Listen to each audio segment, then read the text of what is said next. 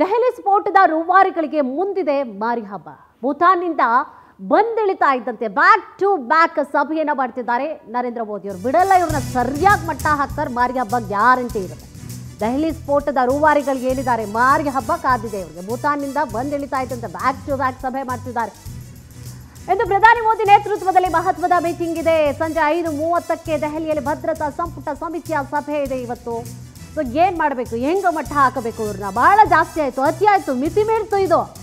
ಮೊನ್ನೆ ಜಮ್ಮು ಕಾಶ್ಮೀರದಲ್ಲಿ ಯಾವ ರೀತಿಯಾದಂತಹ ನಿರ್ಣಯವನ್ನ ತೆಗೆದುಕೊಂಡ್ರು? ಎಸ್, ಪ್ರಧಾನಿ ಮೋದಿ ಅವರು ಸಿಂಧೂರ್ ಆಪರೇಷನ್ ಸಿಂಧೂರ್ ಮಾಡಿದ್ರು. ಈಗ ಯಾವ ರೀತಿಯಾದಂತಹ ಆಪರೇಷನ್ಗೆ ಮುಂದಾಗ್ತಾರೆ ಇವರು? ಉಗ್ರರನ್ನ ಕಂಪ್ಲೀಟ್ ಆಗಿ ಸದೆ ಬಡಿಲಿಕ್ಕೆ ಯಾವ ರೀತಿಯಾದಂತಹ ನಿಲುವನ್ನ ಇವತ್ತು ತಾಳ್ತಾರೆ ಅನ್ನುವಂಥದ್ದು ಪ್ರಶ್ನೆ ಆಗದೆ ಬಹಳಷ್ಟು ಕುತೂಹಲಕ್ಕೆ ಕಾರಣವಾಗ್ತಾ ಇದೆ. ಮೋದಿ ಅವರು ಇದು ಎಲ್ಲವನ್ನು ಕೂಡ ಸಹಿಸಿಕೊಳ್ಳೋದಿಲ್ಲ. ಉಗ್ರರು ಯಾರಿದ್ದಾರೆ ಎಲ್ಲರನ್ನೂ ಮಟ್ಟ ಹಾಕಬೇಕು ಅನ್ನುವಂಥ ನಿಲುವನ್ನ ಕೂಡ ಮೋದಿ ಅವರು ತಾಳಿರೋದ್ರಿಂದಾಗಿ ಸೊ ಯಾವ ರೀತಿಯಾದಂತಹ ನಿರ್ಣಯ ಅವತ್ತು ತಾಳ್ತಾರೆ ಅನ್ನುವಂತಹ ಪ್ರಶ್ನೆ ಇದೆ. ಇದೇ ವಿಚಾರ ಸಂಬಂಧವಾಗಿ ಹೆಚ್ಚಿನ ಮಾಹಿತಿಯನ್ನು ಕೂಡ ನೀಡ್ತಾ ಹೋಗ್ತಾರೆ ನಮ್ಮ ಪ್ರತಿನಿಧಿ ಸಂತೋಷ್ ಹೊಸಹಳ್ಳಿ. ಎಸ್ ಸಂತೋಷ್, ಈಗ ಮೊನ್ನೆ ಆದಂತಹ ಪಹಲ್ಗಾಮ್ ದಾಳಿಯಿಂದಾಗಿ ಆಪರೇಷನ್ ಸಿಂಧೂರ್ ಅನ್ನುವಂತಹ ನಿರ್ಣಯವನ್ನು ತೆಗೆದುಕೊಂಡ್ರು. ಸೊ ಎಲ್ರಿಗೂ ಗೊತ್ತಿರುವಂತಹ ವಿಚಾರ. ಅದರ ಬೆನ್ನಲ್ಲೇ ಇದೀಗ ಆದಂತಹ ಉಗ್ರರ ದಾಳಿ ಏನಿದೆ ಅಥವಾ ಕಾರಿನ ಸ್ಫೋಟ ವಿಚಾರಕ್ಕೆ ಸಂಬಂಧಪಟ್ಟ ಹಾಗೆ ಇವತ್ತಿನ ಸಭೆಯಲ್ಲಿ ಯಾವ ರೀತಿಯಾದಂತಹ ನಿರ್ಣಯವನ್ನು ತೆಗೆದುಕೊಳ್ಬೋದು, ಜೊತೆಗೆ ಇಲ್ಲಿಯವರೆಗೂ ಕೂಡ ಕಾರು ಸ್ಫೋಟ ವಿಚಾರಕ್ಕೆ ಸಂಬಂಧಪಟ್ಟ ಹಾಗೆ ಆಗಿರುವಂತಹ ಅಪ್ಡೇಟ್ಸ್ಗಳು, ತನಿಖೆ ಯಾವ ರೀತಿಯಾಗಿ ಹೋಗ್ತಿದೆ, ಕಂಪ್ಲೀಟ್ ಆಗಿ ಮಾಹಿತಿ ಕೊಡೋದಾದ್ರೆ. ಕುಸುಮ, ಪ್ರಮುಖವಾಗಿ ಏನೋ ಈಗಾಗಲೇ ಕೆಂಪುಕೋಟೆ ಬಳಿ ನಡೆದಿರುವಂತಹ ದಾಳಿ ಕಳೆದು 48 ಗಂಟೆಗಳಾಗ್ತಾ ಇದೆ. ವಿದೇಶ ಪ್ರವಾಸದಲ್ಲಿದ್ದಂತಹ ಪ್ರಧಾನಿ ನರೇಂದ್ರ ಮೋದಿ ಅವರು ಇವತ್ತು ಸಂಜೆ 5:30ಕ್ಕೆ ಉನ್ನತ ಮಟ್ಟದ ಸಭೆಯನ್ನು ಕೂಡ ಈಗಾಗಲೇ ಕರೆದಿರುವಂತದ್ದು. ಮುಖ್ಯವಾಗಿ ಕೇಂದ್ರ ಭದ್ರತಾ ಸಲಹಾ ಮಂಡಳಿ ಸಭೆ ಅನ್ನುವಂಥದ್ದನ್ನು ಕೂಡ ಹೇಳಲಾಗುತ್ತೆ. ಯಾಕೆ ಅಂತ ಹೇಳಿದ್ರೆ ಈ ಹಿಂದೆ ಕೂಡ ಇದೇ ರೀತಿಯಾದಂತಹ ಸಭೆಗಳನ್ನು ನಡೆಸಲಾಗಿತ್ತು. ಜೊತೆಗೆ ಪಹಲ್ಗಾಮ್ಗೆ ಪ್ರತ್ಯುತ್ತರವನ್ನು ಕೊಡಬೇಕು ಅಂತ ಹೇಳಿದ್ರೆ ಎಲ್ಲಾ ರೀತಿಯಾದಂತಹ ರೂಪುರೇಷೆಗಳನ್ನು ಕೂಡ ಪ್ರಧಾನಿ ನೇತೃತ್ವದಲ್ಲಿ ನಡೆಸಿದ್ದನ್ನು ಇಲ್ಲಿ ಗಮನಿಸಬೇಕಾಗುತ್ತೆ. ಆದ್ರೆ ಇದೀಗ ಈ ಒಂದು ಬ್ಲಾಸ್ಟ್ ಗೆ ಸಂಬಂಧಪಟ್ಟಂತೆ ಯಾವುದೇ ಒಂದು ಉಗ್ರ ಸಂಘಟನೆಗಳಿರ್ಬೋದು ಅಥವಾ ಬೇರೆ ಯಾವುದೇ ವ್ಯಕ್ತಿಗಳು ಕೂಡ ಈ ಒಂದು ಬ್ಲಾಸ್ಟ್ ಅನ್ನ ಸಂಬಂಧಪಟ್ಟಂತ ಏಜೆನ್ಸಿಗಳು ಮಾಡಿದೆ ಅನ್ನುವಂಥದ್ದು ಇನ್ನೂ ಕೂಡ ರುಜುವಾತಾಗಿಲ್ಲ.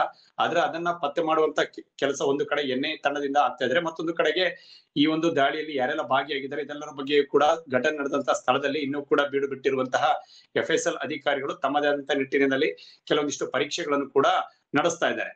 ಇದು ಒಂದು ಕಡೆ ಆದ್ರೆ, ಇವತ್ತು ಸಂಜೆ ನಡೆಯಲಿರುವಂತಹ 5:30 ಸಭೆಯಲ್ಲಿ ಪ್ರಧಾನಿ ನೇತೃತ್ವದ ಸಭೆಯಲ್ಲಿ ಸಹಜವಾಗಿ ಕೇಂದ್ರ ಗೃಹ ಸಚಿವ ಅಮಿತ್ ಶಾ, ನಿರ್ಮಲಾ ಸೀತಾರಾಮನ್, ರಾಜನಾಥ್ ಸಿಂಗ್ ಹಾಗೂ ರಾಷ್ಟ್ರೀಯ ಭದ್ರತಾ ಸಲಹೆಗಾರ ಅಜಿತ್ ದೋವಲ್, ವಿದೇಶಾಂಗ ಸಚಿವ ಜೈಶಂಕರ್, ಹಲವು ಕೇಂದ್ರದ ಪ್ರಮುಖ ಭದ್ರತಾ ಅಧಿಕಾರಿಗಳೇನಿದ್ದಾರೆ ಇವರೆಲ್ಲರೂ ಕೂಡ ಸಭೆಯಲ್ಲಿ ಭಾಗಿಯಾಗಲಿದ್ದಾರೆ. ಇದುವರೆಗೂ ಕೂಡ ಆಗಿರುವಂತಹ ಒಂದು ತನಿಖಾ ವರದಿಗಳೇನಿದೆ, ಈ ತನಿಖಾ ವರದಿಗಳೇನಿದೆ ಇದೆಲ್ಲವನ್ನು ಕೂಡ ಪ್ರಧಾನಿ ನೇತೃತ್ವದ ಸಭೆಯಲ್ಲಿ ಮಂಡಿಸೋದಕ್ಕೆ ಒಂದು ಕಡೆಗೆ ಗೃಹ ಸಚಿವ ಅಮಿತ್ ಶಾ ಮುಂದಾಗಲಿದ್ದಾರೆ. ಜೊತೆಗೆ FSL ಕೊಟ್ಟಿರುವಂತಹ ವರದಿಗಳು ಒಂದು ಕಡೆ ಇದ್ರೆ, ಮತ್ತೊಂದು ಕಡೆಗೆ ಸಹಜವಾಗಿ ಇದುವರೆಗೂ ಎಲ್ಲೆಲ್ಲಿ ಟ್ರಯಾಂಗಲ್ ಅಲ್ಲಿ ಇದುವರೆಗೂ ತನಿಖೆಗಳನ್ನ ಮಾಡಲಾಗಿರುವಂತದ್ದು. ಒಂದು ಕಡೆ ಜಮ್ಮು ಕಾಶ್ಮೀರ ಇರ್ಬೋದು, ಮತ್ತೊಂದು ಕಡೆಗೆ ಹರಿಯಾಣ, ಫರೀದಾಬಾದ್, ಮುಂದುವರಿದ ಭಾಗವಾಗಿ ದೆಹಲಿಯಲ್ಲಿ, ಈ 3 ಪ್ರದೇಶಗಳಲ್ಲಿ 3 ರಾಜ್ಯಗಳಲ್ಲಿ ಆಗಿರುವಂತಹ ತನಿಖಾ ವರದಿಗಳೇನಿದೆ ಅಂದ್ರೆ ಆ ಕಾರನ್ನ ಸಂಬಂಧಪಟ್ಟಂತ ಕಾರನ್ನ ಜಾಡಿಡಿದು ಹೋದಂತಹ ಪೊಲೀಸರಿಗೆ ನಾನಾ ರೀತಿಯಾದಂತಹ ಮಾಹಿತಿಗಳು ಈಗಾಗಲೇ ಲಭ್ಯವಾಗ್ತಿದೆ. ಸಲ್ಮಾನ್ ಅನ್ನುವಂತ ವ್ಯಕ್ತಿ ಹೆಸರಿನಲ್ಲಿದ್ದಂತ ಕಾರು ಅದನ್ನ ನದೀಮನನ್ನು ಖರೀದಿ ಮಾಡ್ತಾನೆ, ಅದು ಯಾವ ಒಂದು ಪರ್ಪಸ್ಗೆ ಅನ್ನುವಂಥದ್ದು ಅವ್ರಿಗೆ ಕೂಡ ಗೊತ್ತಿಲ್ಲ ಅನ್ನುವಂತ ಹೇಳ್ತಾರೆ. ಅದಾದ ಬಳಿಕ ನಕಲಿ ದಾಖಲೆಗಳನ್ನ ಕೊಡಲಾಗಿತ್ತು. ಇದೆಲ್ಲ ಕೂಡ ಪ್ರೀ ಪ್ಲಾನ್ ಆಗಿ ಮಾಡಿಕೊಂಡಿರುವಂತದ್ದು. ಅಂದ್ರೆ ಅನಂತನಾಗ್ ಮೂಲತಃ ಜಿಲ್ಲೆಯರಾಗಿದ್ದ ಈ ಎಲ್ಲರೂ ಕೂಡ ಅಲ್ಲಿಂದ ಇವರು ಯಾವ್ಯಾವ ರೀತಿಯಾಗಿ ಟರ್ನ್ಔಟ್ ಆಗಿ ಸಂಬಂಧಪಟ್ಟಂತ ಏಜೆನ್ಸಿಗಳಿಗೆ ಕೆಲಸವನ್ನ ಮಾಡ್ತಾ ಇದ್ರು. ಇವರೆಲ್ಲರೂ ಕೂಡ ವೆಲ್ ಎಜುಕೇಟೆಡ್ ಡಾಕ್ಟರ್ಗಳಾಗಿ ತಮ್ಮ ಒಂದು ಸೇವೆಯನ್ನು ಸಲ್ಲಿಸುವಂತಹ ನೆಪದಲ್ಲಿ ಈ ರೀತಿಯಾದಂತಹ ಕೃತ್ಯಗಳಿಗೆ ಇವರು ಬಳಸಿಕೊಂಡಿದ್ರು ಅನ್ನೋದನ್ನ ಹೇಳಲಾಗಿದೆ. ಹಾಗಾಗಿ ಅದಕ್ಕೂ ಮುಂಚಿತವಾಗಿ ಅಂದ್ರೆ ಇದು ಒಂದು ಕಡೆ ಪ್ಲಾನ್ ಆಗಿದೆ. ಇನ್ನು ಬಾಂಬ್ ಸ್ಫೋಟವನ್ನು ನಡೆಸುವ ಮುಂಚಿತವಾಗಿ ಯಾವ ರೀತಿಯಾದಂತಹ ಪ್ಲಾನ್ ಗಳನ್ನ ಇವರು ದೆಹಲಿಯಲ್ಲಿ ಮಾಡಿಕೊಂಡಿದ್ರು. ಜೊತೆಗೆ ಈಗಾಗಲೇ ತನ್ನ ಒಂದು ಆತ್ಮಾಹುತಿ ದಾಳಿಯನ್ನ ಈಗ ನಡೆಸಿರುವಂತಹ ಈ ವ್ಯಕ್ತಿ ಏನಿದ್ದಾನೆ ಇವನು ಮುಂಚಿತವಾಗಿ ಗಾಡಿಗಳನ್ನ ಎಲ್ಲೆಲ್ಲಿ ಪಾರ್ಕ್ ಮಾಡಿಕೊಂಡಿದ್ದ, ದೆಹಲಿಯ ಯಾವ ಯಾವ ಪ್ರದೇಶಗಳಲ್ಲಿ ಓಡಾಡಿದ್ದ, ಮಹಿರ್ವಾರಿ ಇರ್ಬಹುದು, ಜೊತೆಗೆ ಕನಾಟ್ ಪ್ಲೇಸ್ ಅನ್ನಂತ ಕಳೆದಾಗುತ್ತೆ ಆ ಪ್ರದೇಶ ಇರ್ಬೋದು, ಜೊತೆಗೆ ಕೆಲವು ವಿವಿಯಲ್ಲೂ ಕೂಡ ಗಾಡಿಗಳನ್ನ ಸುಮಾರು 2-3 ದಿನಗಳ ಕಾಲ ಪಾರ್ಕ್ ಮಾಡಲಾಗಿತ್ತು ಅನ್ನೋದ್ರ ಬಗ್ಗೆ ಮಾಹಿತಿ ಲಭ್ಯವಾಗ್ತಿದೆ. ಹೀಗೆ ಚಾಂದಿನಿ ಚೌಕಿ ಇದು ಮೊದಲ ಭೇಟಿಯೋ ಅಥವಾ ಈ ಹಿಂದೆ ಭೇಟಿಯನ್ನು ಕೊಟ್ಟಿದ್ನ, ಯಾವ ರಸ್ತೆ ಮುಖಾಂತರವಾಗಿ ಬಂದಿದೆ, ಇದೆಲ್ಲವೂ ಕೂಡ ಸಂಬಂಧಪಟ್ಟಂತಹ ಕೆಲವೊಂದಿಷ್ಟು CC ಕ್ಯಾಮೆರಾಗಳ ಮುಖಾಂತರವಾಗಿ ಕಾರನ್ನ ಟ್ರೇಸ್ ಮಾಡುವಂತಹ ಕೆಲಸ ತನಿಖಾಧಿಕಾರಿಗಳಿಂದ ಆಗ್ತಾ ಇರುವಂತದ್ದು. ಆದ್ರೆ ಅದಕ್ಕೂ ಮುಂಚಿತವಾಗಿ ಸುಮಾರು 3 ಗಂಟೆಗಳ ಕಾಲ ದೆಹಲಿಯ ಕೆಂಪುಕೋಟೆಯ ಒಂದು ಚಾಂದಿನಿ ಚೌಕ್ ಮಾರ್ಕೆಟ್ ನ ಬಳಿಯಲ್ಲಿ ಪಾರ್ಕಿಂಗ್ ಪ್ಲೇಸ್ ಅಲ್ಲಿ ಪಾರ್ಕ್ ಅನ್ನ ಮಾಡಲಾಗಿತ್ತು. ಎಲ್ಲಿ ಯಾವಾಗ ಆ ಒಂದು ಸಮಯ ಏನಿತ್ತು, ಹರಿಯಾಣದ ಒಂದು ಫರೀದಾಬಾದ್ ನಲ್ಲಿ 3 ಅರೆಸ್ಟ್ ಆಗ್ತಾರೆ. ಆ ಒಂದು ಸುದ್ದಿ ತಿಳಿದ ತಕ್ಷಣ ಈತ ಭಯಭೀತಗೊಂಡು ತನ್ನನ್ನು ತಾನು ಆತ್ಮಾಹುತಿ ಬಾಂಬ್ ಅನ್ನು ಬ್ಲಾಸ್ಟ್ ಮಾಡಿಸಿಕೊಳ್ಳುವಂತಹ ಪ್ರಯತ್ನಕ್ಕೆ ಮುಂದಾಗಿದ್ದಾನೆ ಅನ್ನೋದನ್ನ ಕೂಡ ಹೇಳಲಾಗ್ತಾ ಇದೆ. ಯಾಕೆಂದ್ರೆ ಇದೆಲ್ಲ ಪ್ಲಾನ್ ಆಗಿತ್ತು. ಎಲ್ಲಿ ಮತ್ತೆ ನಾನು ಸಿಕ್ಕಿ ಹಾಕೊಳ್ಳುವಂಥದ್ದು, ಮತ್ತೆ ಅಲ್ಲಿ ಬೇರೆ ಬೇರೆ ರೀತಿಯಾದ ಚಟುವಟಿಕೆಗಳಿಗೆ ಕಾರಣಕರ್ತರಾಗುವಂಥದ್ದು ಬೇಡ ಅನ್ನುವಂತ ಕಾರಣಕ್ಕಾಗಿ ತನ್ನನ್ನು ಸ್ಫೋಟ ಮಾಡಿಸಿಕೊಳ್ಳುವಂತಹ ಪ್ರಯತ್ನಕ್ಕೆ ಈತ ಉಗ್ರ ಮುಂದಾಗಿದೆ ಅನ್ನುವಂಥದ್ದು. ಆದ್ರೆ ಈ ಎಲ್ಲಾ ಪ್ಲಾನ್ಗಳು ಕೂಡ ವಿದೇಶದಿಂದ ಹ್ಯಾಂಡಲ್ ಆಗಿದೆ ಅನ್ನುವಂಥದ್ರ ಬಗ್ಗೆ ಮಾಹಿತಿ ಲಭ್ಯವಾಗ್ತಿದೆ. ಹಾಗಾಗಿ ಆ ವಿದೇಶದಲ್ಲಿ ಯಾರು ಇವರ ಮಾಸ್ಟರ್ ಮೈಂಡ್ ಆಗಿದ್ರು, ಇದೆಲ್ಲ ರೂಪುರೇಷೆಗಳು, ಬ್ಲೂ ಪ್ರಿಂಟ್ ಗಳನ್ನ ಹಿಂದೆ ತಯಾರಿಸಿಕೊಂಡಿದ್ರು, ಇದೆಲ್ಲದರ ಬಗ್ಗೆ ಇವತ್ತಿನ ಒಂದು ಸಭೆಯಲ್ಲಿ ಸಮಗ್ರವಾದಂತಹ ಚರ್ಚೆಗಳನ್ನ ಪ್ರಧಾನಿ ನೇತೃತ್ವದ ಸಭೆಯಲ್ಲಿ ಕೂಡ ಮಾಡಲಾಗುತ್ತೆ. ಮುಂದೆ ಯಾವ ರೀತಿಯಾದಂತಹ ಒಂದು ತಕ್ಕ ಉತ್ತರವನ್ನ ಸಂಬಂಧಪಟ್ಟವರಿಗೆ ಕೊಡ್ಬೇಕು, ಇವರ ಜಾಡನ್ನ ಹಿಡಿದು ಹೋಗುವಂತ ಎನ್ಐಎ ತಂಡ ಸ್ಪಷ್ಟವಾದಂತಹ ಮಾಹಿತಿಗಳನ್ನ ಕೇಂದ್ರ ಸರ್ಕಾರಕ್ಕೆ ಕೊಡುತ್ತೆ. ಮುಂದೆ ಯಾವ ರೀತಿಯ ಕ್ರಮಗಳನ್ನು ತೆಗೆದುಕೊಳ್ಬೇಕು, ಯಾವ ರೀತಿಯ ಆಪರೇಷನ್ ಗಳನ್ನ, ಅಂದ್ರೆ ಪುಲ್ವಾಮಕ್ಕೆ ಯಾವ ರೀತಿಯಾದಂತಹ ಪ್ರತಿಕ್ರಿಯೆಯನ್ನ ಭಾರತ ಕೊಟ್ಟಿತ್ತು, ಜೊತೆಗೆ ಪೆಹಲ್ಗಾಮ್ಗೆ ಯಾವ ರೀತಿಯಾದಂತಹ ದಿಟ್ಟ ಉತ್ತರವನ್ನು ಕೊಡೋದಕ್ಕೆ ಭಾರತ ಮುಂದಾಗಿತ್ತು. ಅದೇ ನಿಟ್ಟಿನಿಂದಾಗಿ ಮತ್ತೊಮ್ಮೆ ಭಾರತ ಇದಕ್ಕೆ ಪ್ರತ್ಯುತ್ತರ ಕೊಡುವಂತದನ್ನ ನಿರೀಕ್ಷೆ ಮಾಡ್ಬೇಕಾಗತ್ತೆ. ಕುಸುಮ. ಎಸ್, ಈಗಾಗಲೇ ಯಾರನ್ನೆಲ್ಲ ಅರೆಸ್ಟ್ ಮಾಡಲಾಗಿರುವಂಥದ್ದು, ಈಗ ತನಿಖೆ ಬಹಳಷ್ಟು ಚುರುಕನ್ನ ಪಡ್ಕೊಂಡಿರುವಂತಹ ಕಾರಣವಾಗಿ ಈ ಸಂಬಂಧವಾಗಿ ಒಂದಷ್ಟು ವಿಚಾರಗಳನ್ನ, ಮಹತ್ವದ ದಾಖಲೆಗಳನ್ನ ಕಲೆಕ್ಟ್ ಮಾಡ್ಕೊಂಡಿದ್ದಾರಾ? ತನಿಖೆಯಲ್ಲಿ ಯಾರನ್ನ ಅರೆಸ್ಟ್ ಮಾಡಿದ್ದಾರೆ, ವಿಚಾರಣೆ ಯಾವ ರೀತಿಯಾಗಿ ಸಾಗ್ತಿದೆ, ಏನಿದೆ?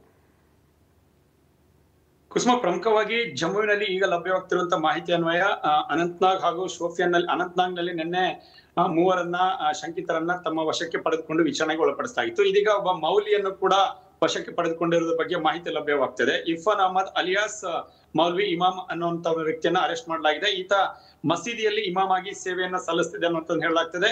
ಫರೀದಾಬಾದ್ ಪ್ರಕರಣದ ಮೊದಲ ಆರೋಪಿ ಈತನೇ ಅನ್ನುವಂಥದ್ದು. ಅಂದ್ರೆ ಈತನ ಒಂದು ಸುಪರ್ದಿಯಲ್ಲಿ ಎಲ್ಲಾ ರೀತಿಯಾದಂತಹ ಒಂದು ಪ್ಲಾನ್ ಗಳನ್ನ ಭಾರತದಲ್ಲಿ ನಡೆಸಲಾಗ್ತಾ ಇತ್ತು ಅಂತ ಹೇಳಲಾಗ್ತಾ ಇದೆ.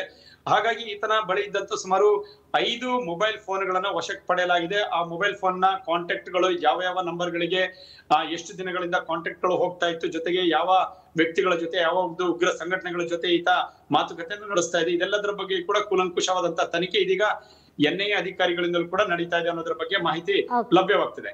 ಇನ್ನು ಎನ್ಐಎ ತನ್ನ ಮತ್ತಷ್ಟು ತನಿಖೆಗಳನ್ನ ಚುರುಕುಗೊಳಿಸಿರುವಂತದ್ರಲ್ಲಿ ಗಮನಿಸಬೇಕಾಗುತ್ತೆ. ಡಾಕ್ಟರ್ ಉಮರ್ ಏನಿದ್ದ ಈತನ ಸಂಪೂರ್ಣ ಒಂದು ರಹಸ್ಯ ಕಾರ್ಯಾಚರಣೆಗೆ ಸಂಪೂರ್ಣ ಬೆಂಬಲವನ್ನು ಕೂಡ ಇಮಾಮ ಕೊಟ್ಟಿದ್ದನ್ನುವಂತದನ್ನ ಹೇಳಲಾಗ್ತದೆ. ಹಾಗಾಗಿ ಈ ಮೂವರು ವ್ಯಕ್ತಿಗಳೆಂದರೆ ಇವರ ಹಿಂದೆ ಮತ್ತಷ್ಟು ಎಷ್ಟು ಜನ ವ್ಯಕ್ತಿಗಳಿದ್ರು, ಯಾವ ನಗರಗಳಲ್ಲಿ ಮತ್ತಷ್ಟು ಇವರ ಜಾಲ ವಿಸ್ತರಣೆಯಾಗಿತ್ತು, ಇದೆಲ್ಲದರ ಬಗ್ಗೆ ಕೂಡ ಮತ್ತಷ್ಟು ಮಾಹಿತಿಗಳನ್ನ ಎನ್ಐಎ ಅಧಿಕಾರಿಗಳು ಕಲೆ ಹಾಕುವಂತ ಕೆಲಸದಲ್ಲಿ ನಿರತರಾಗಿದ್ದಾರೆ. ಥ್ಯಾಂಕ್ ಯು ತಮ್ಮೆಲ್ಲ ಮಾಹಿತಿಗಾಗಿ.